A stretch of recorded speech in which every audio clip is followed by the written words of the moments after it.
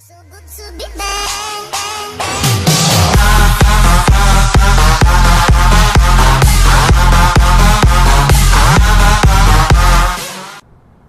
Hi everyone, Clay here with Team FRU.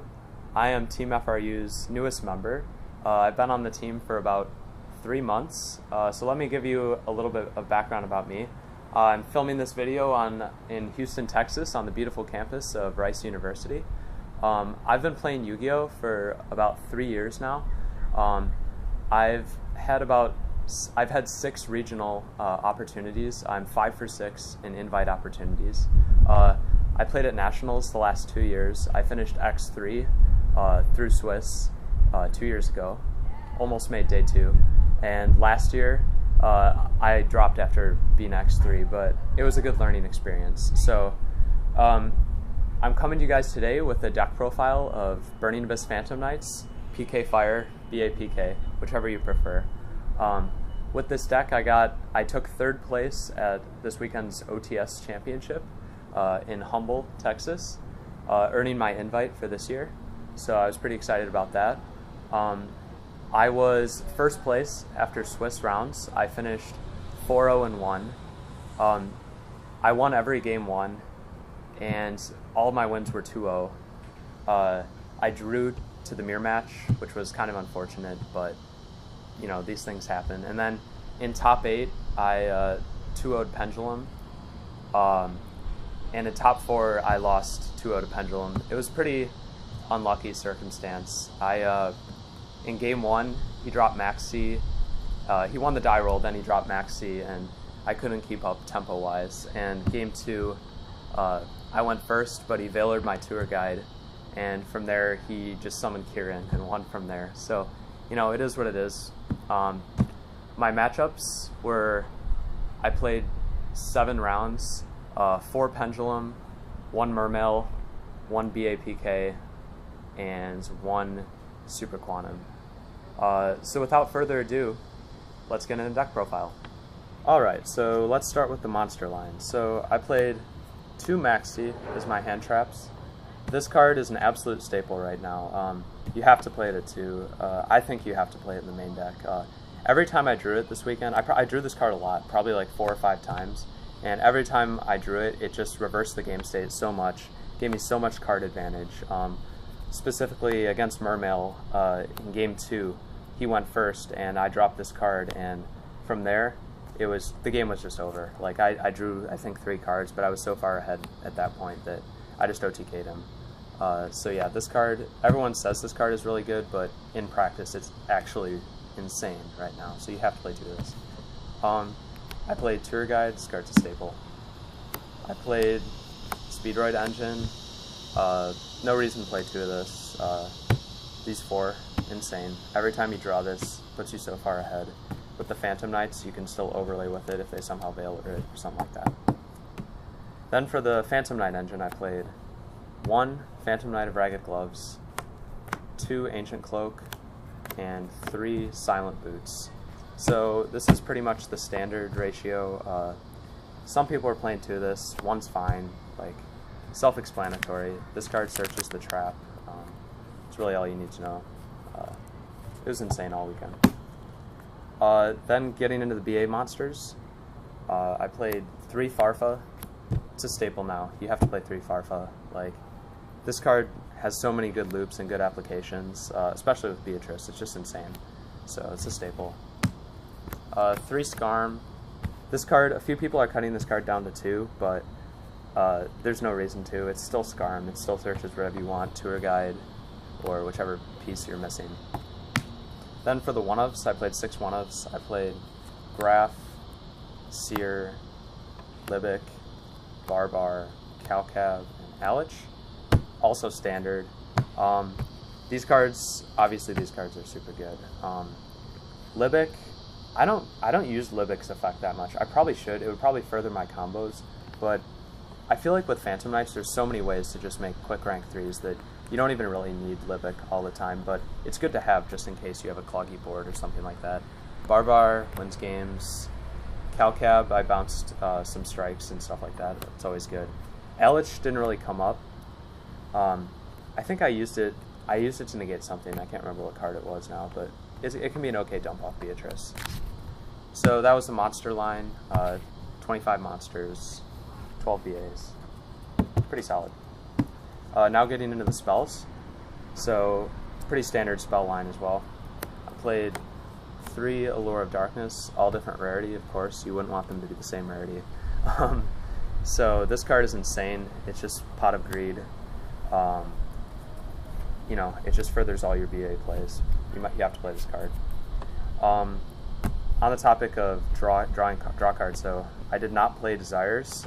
I didn't have access to any Desires, but I pulled one in my entry pack, which was kind of sad. But I don't think I would have played Desires anyways, because with the amount of 1-ofs that I play in this deck, I just feel like it gets rid of too many resources in the grand scheme, and I feel like Allure serves the same purpose, and you can put more valuable main deck cards in besides Desires.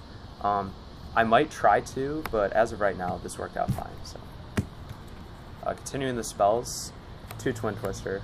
This card's insane. I played a lot of Pendulum, and this card is broken against Pendulum. Pop their scales, you know, pop their whatever. It's a little bit worse against Metal Foe. I don't know why. I think just because of all their destruction effects, but I would probably be main deck 3 from now on, because if you go first against Pendulum, this card's a blowout, and I don't know. I sided the 3rd, but this is fine. And then 3 1-ofs, Foolish, Rhoda, Upstart. Shout out Patrick Hogan, of course. Onto the traps. Pretty standard trap line as well. We got 3 Phantom Knight Fogblade. This card was really good. There's some situations, especially with Pendulum, where this card is not good. Against Magic Spectres specifically, because they can't be targeted. I really want this to be able to hit Kieran. Like, I mean, I guess Kieran just bounces itself anyways, but like if this was able to hit Bunbuku or something, that would be really good. But I mean, it does work. You can do it on your own monster. I did that a couple times to save myself from dying. Yeah, it was a good card though. I main decked 3 anti-spell. This card was actually really good. I didn't win a lot of die rolls, but even when I drew this card going second against Pendulum, it was still insane. Like, just being able to set this and then during their draw phase flip it, like, if they didn't have their scales set up or they weren't prepared, like, it was just a blowout, and if they didn't have MST or something like that. But yeah, I would probably still main deck this card. It hurt me against the BAPK guy. I actually opened double of this. I was going second, so I really couldn't do anything. I ended up like setting 4 cards and passing. It was not good, but I ended up winning that game, so it was okay. Yeah, so it's anti-spell. And then my only 1-of trap is Solemn Warning, self-explanatory. I warning for 4 in this tournament one time, but I didn't really use it otherwise. Great card. Now let's get on to the extra deck. So for the extra deck, staple, we got 3 Dante. This card should be at 1. I am a firm believer in that, but if it's at 3, I'm going to play 3. I usually just summon 2 most games. I was able to win with 2 Dante, but the 3rd one came up several times, so I would not cut this card to 2. If it's at 3, may as well play it at 3. Insane. 2 Phantom Knights of Breaksword. This card's insane. I made 2 almost every match. Maybe not almost every game, but there's at least game 2 I made this card so much. Just the ability to get rid of like floodgates or scales or anything like that. It was just absolutely insane. Yeah, so I'm really happy I managed to pick up the second one of these because it's insane. I would play, I might play 3 if I played more Phantom Knights, but 2 is fine for right now. Continuing on, we got 2 Levier the Sea Dragon. I summoned this card probably only once or twice. I never end up using this card. I don't know if it's because I'm not doing the right combos or anything or something like that, but I only ever used 1, and it helped me once. It helped me set up a really big board with Phantom Knights in the banished area, but all in all, like, I'm not a huge fan of the card, but there's space for a lot of rank 3s, so I just decided to play 2. Then some one of rank 3s. We got Super Quantal, whatever. This card pops spells and traps. Pretty good card. Nightmare Shark. I hate this card. Don't usually play it. I was gonna cut it out this week, but for Mech-Equipped Engineer, but I decided to leave it in. Never came up, even in time. Never make this card. You just beat them with break swords, beat them with other things. You don't really need this card. I've never really used this card, so I hated it. Another rank 3 is Giga Brilliant, and that goes with Corbage for the engine. This was really good. One time he just had a graph sitting out there because I maxied him in the mirror match, BAPK mirror match, and I managed to shuffle it back. Then my Dante flipped and I got the material back. It was really good. That might have been the game I lost, but it still really helped me gain tempo at that point. And then we have one Dark Rebellion Exceed Dragon. Obviously for the Breaksword target. This card was insane. Like, we knew that though. I chose not to play Master Key, but you know, it is what it is. This card was really good. I was able to take a lot of attack, extend some plays, OTK. This card was never bad. So yeah. And then the one of Beatrice. Beatrice at 1. I really wish this card was at 3. Dante should be at 1. This card should be at 3, 100%. This card was insane. Quick Effect Lavable Chain. We know what it does. We know how amazing it is. It is what it is. Beatrice for days. Dante, Beatrice target. I summon this once. Most people don't kill Beatrice, but if they do, it's nice to have this giant evil monster waiting, so it's pretty good. And then the 1 F-Zero. I never summoned this. Or actually, I did. You know what? I lied. I did summon this against Mermail. I was able to OTK using it, so it was really good. That's the extra deck. Let's go on to the side deck. First card in the side deck, we have 3 Vanity's Fiend. I was going to play 2 of this, decided to play 3. This card is our best Floodgate, easily. Just throw a BA out, summon this, they scoop if they don't have like Dark Hole Raigeki or some removal card. But I only saw it once. I'm pretty sure it was against Pendulum. They might have outed it too, but I summoned it once, saw it once. I mean, it's really good in theory, but in practice it's kind of just whatever. Like I said, my game 2s, I guess this goes along with the side deck. I won almost every single one of my game 2s. I 2-0'd pretty much everyone. So, like, I wasn't too worried about siding for game 2, because game 3 is the really important one, so. Because I was going second anyways in most game 2s, so this card wasn't super relevant, but good card. For the mirror, we have 3 Flying Sea. Shoutouts to Dirk for Flying Sea being the best card. I've gone back and forth on this card. I feel like PKBA is not as prevalent right now, and there's some weird decks like Mermail where you don't want Dweller to get dropped on you, where this card is just infinitely better. I like this card a lot. It worked out for me in the BA matchup. I think I won a game because of this card. I definitely saw this card. It was really good. And then, not shoutouts to Dirk. I did play 1 Ghost Reaper because I had 1 Ghost Reaper. Never saw it, so this card's terrible. Don't play it. Yeah. 2 Gamasiel, the Sea Turtle Kaiju.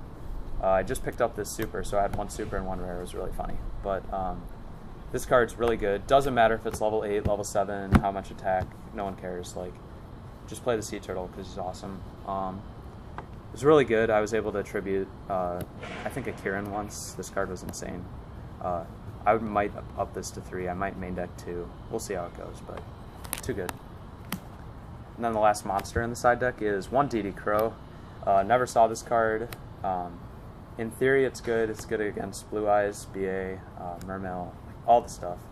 I really like the card. I never saw it, so it's just whatever. I played Raigeki and Dark Hole. These cards were good.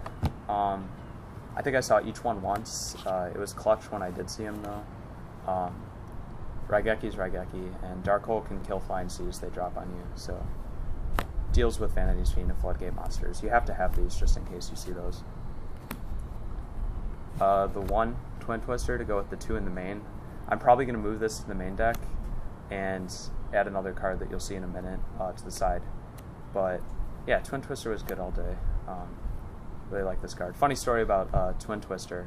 I was playing BA, the BA guy, the mirror match that I drew to, and I opened double anti-spell, and I set this with anti-spell, and I was expecting the anti-spells to be just completely dead, so I flipped it. He's like, okay, he sets 4.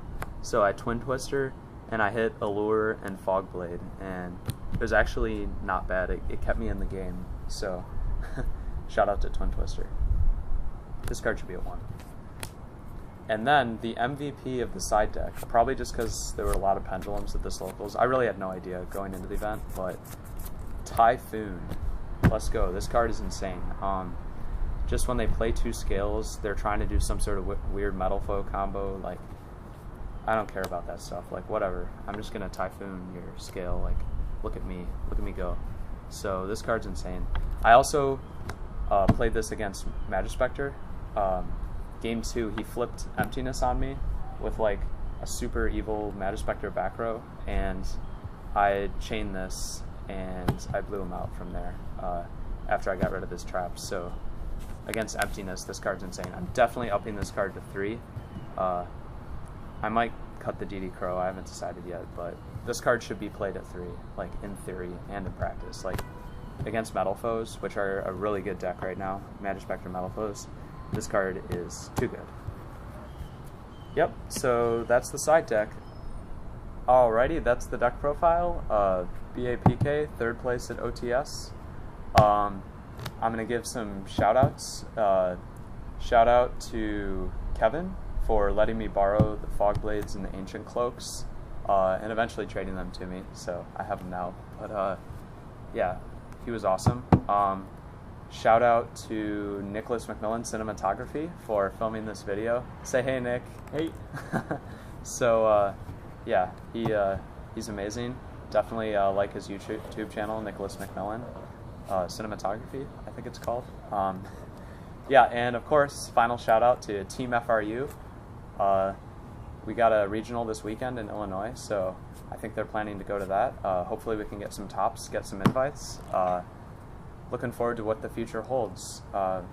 It's Clay with Team FRU signing out.